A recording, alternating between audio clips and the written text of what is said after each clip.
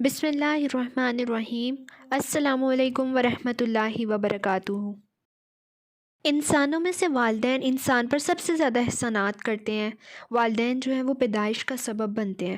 ماں دکھ پر دکھ اٹھا کر 9 ماہ تک بچے کو پیٹ میں رکھتی ہے، اس کی پیدائش کے لیے جان پر بھی کھیل جاتی ہے، 2 سال اس کو دودھ پلاتی ہے۔ باپ حفاظت اور کفالت کرنے کے لیے محنت کرتا ہے۔ دونوں جو دیکھ بھال اور خدمت کرتے ہیں ان کے بارے میں رب نے اپنی عبادت کے بعد یہ حکم دیا ہے کہ والدین کے ساتھ حسن سلوک کریں۔ تو آج کی ویڈیو میں ہم دیکھیں گے والدین کے حقوق۔ والدین کا حق انسانوں کے حقوق میں سے سب سے عظیم ہے۔ ایک مسلمان والدین کے حقوق کو تسلیم کرتا ہے۔ یہ حقوق جو ہیں وہ واجب ہیں، کچھ ان کی زندگی میں، کچھ ان کے موت کے بعد بھی ہیں۔ اسی لیے ضرورت اسی کی ہے کہ ہم ان کے حقوق کو دیکھیں، ان کی تفصیل کو جانیں۔ تو والدین کے حقوق کو 2 حصوں میں تقسیم کر سکتے ہیں، یعنی والدین کی زندگی میں جو ان کے حقوق ہیں اور جو والدین کی وفات کے بعد ان کے حقوق ہیں۔ والدین کی زندگی میں ان کے حقوق کیا ہیں؟ ان کو بھی 2 حصوں میں تقسیم کیا جا سکتا ہے۔ والدین سے حسن سلوک کرنا، یعنی کہ ان کا ادب و احترام کرنا، اور دوسرا کہ والدین کی اطاعت کرنا۔ والدین کے ساتھ حسن سلوک کے بارے میں اللہ تعالیٰ کیا فرماتے ہیں؟ اللہ تعالیٰ نے اس چیز کا حکم دیا ہے۔ اللہ تعالیٰ کے حقوق کے بعد والدین کا سب سے بڑا حق ہے۔ حسن سلوک کے سب سے زیادہ مستحق تو ماں ہے۔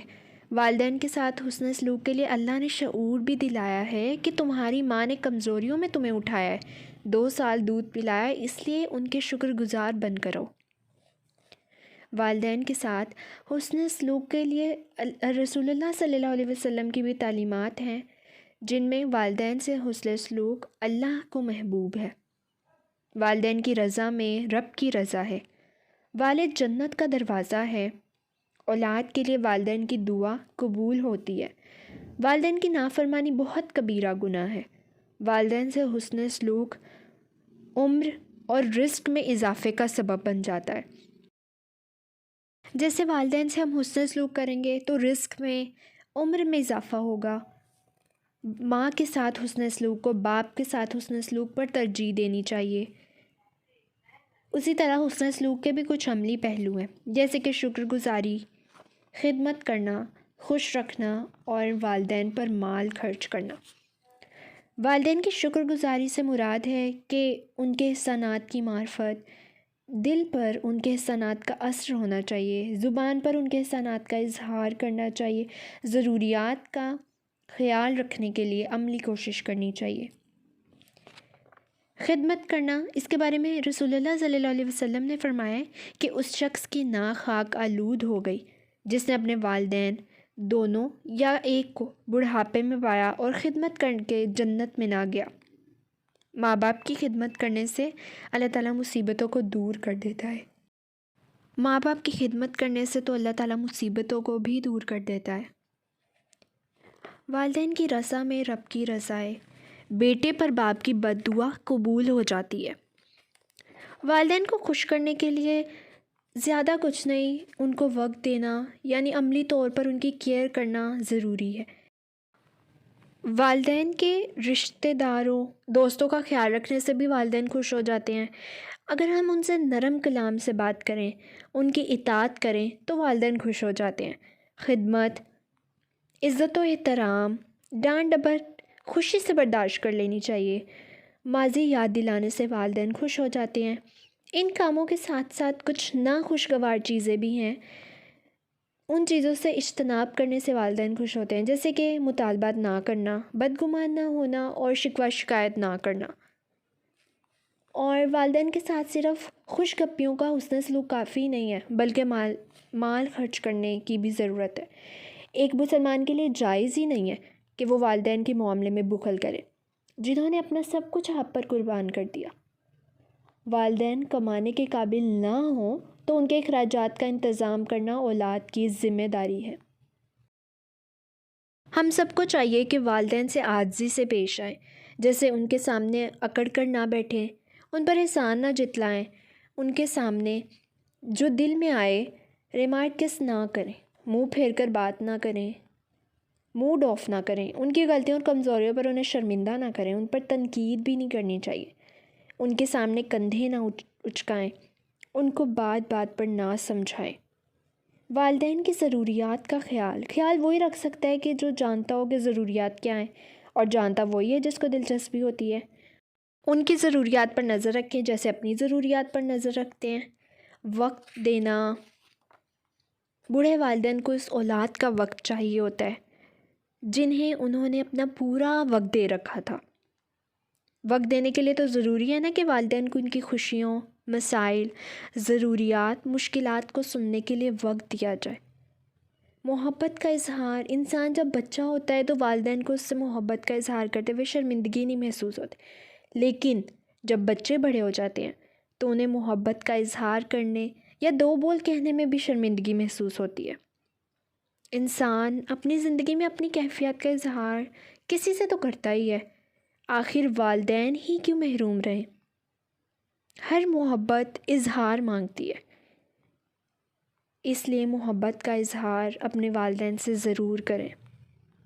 والدین کے لیے ان کی زندگی میں دعاؤں کا سلسلہ جاری رہنا چاہیے، جیسے کہ اللہ تعالیٰ نے بھی دعائیں سکھائی ہیں۔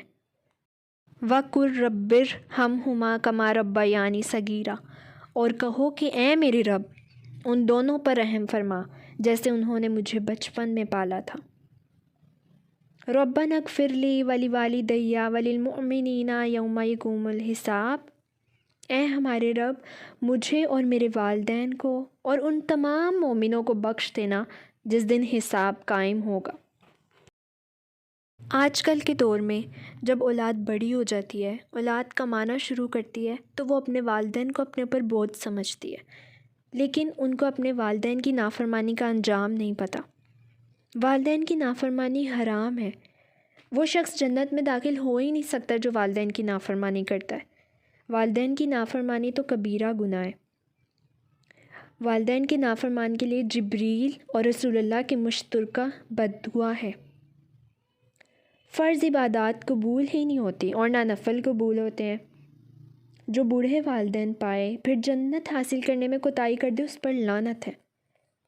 کبیرہ گناہوں میں سے ہے کہ آدمی اپنے باپ کو گالی دیتا ہے۔ والدین کے نافرمان پر جنت حرام کر دی گئی ہے۔ والدین کی نافرمانی پر آپ کو ایک واقعہ سنانا چاہوں گی۔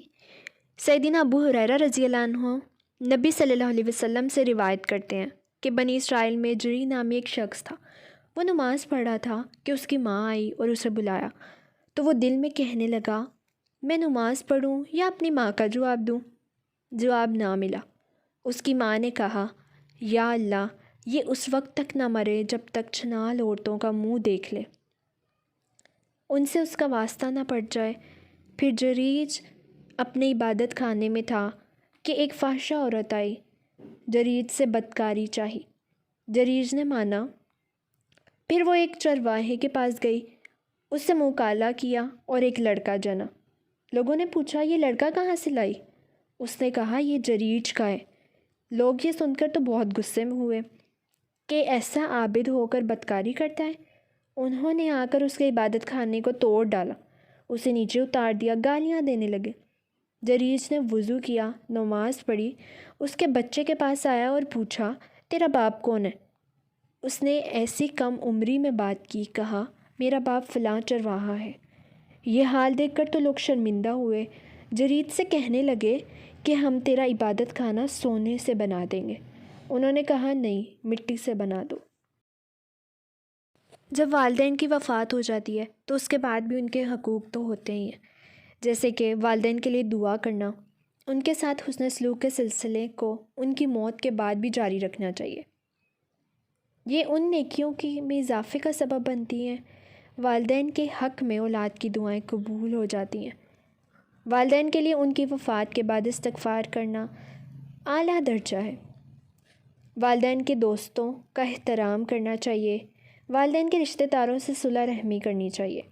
والدین کی طرف سے صدقہ و خیرات کرنا، ان کی طرف سے حج کرنا، نذریں پوری کرنا، عہد کو پورا کرنا، ان کی وصیت کو پورا کرنا، یعنی کہ کوئی بھی نیکی اور خیر کے اعمال وہ انجام دینا چاہتے تھے لیکن دے نہیں پائے، ان کو پورا کرنا اولاد پر فرض ہے۔ اولاد کے لیے ضروری ہے۔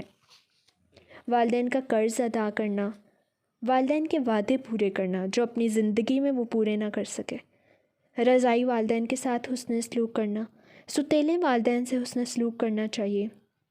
والدین کے والدین یعنی کہ نانا نانی، دادا دادی، ان کے ساتھ بھی حسن سلوک کرنا چاہیے۔ سسرالی والدین کے ساتھ حسن سلوک، ان کی خدمت، ان سے اچھا سلوک اور ان کا خیال رکھنا انسان کی نیکیوں میں اضافے کا سبب ہے۔ اللہ تعالیٰ ہم سب کو اپنی زندگی میں والدین کے حقوق پورے کرنے کی توفیق عطا فرمائے، والدین کی فرما برداری کی توفیق عطا فرمائے، آمین ثم آمین۔